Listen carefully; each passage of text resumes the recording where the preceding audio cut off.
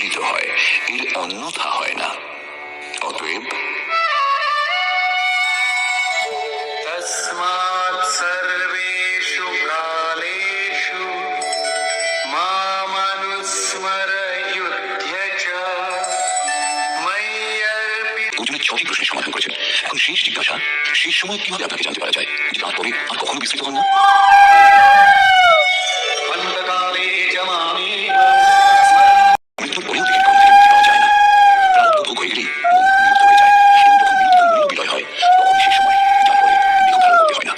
এটা ক্রিয়াত্মক, কেবল শুনে বা তালাকে বোঝা সম্ভব নয়। যতক্ষণ বস্ত্রের মতো দেহের পরিবর্তন হচ্ছে ততক্ষণ দেহের অন্ত কোথায় হলো? নিরুদ্ধ মন।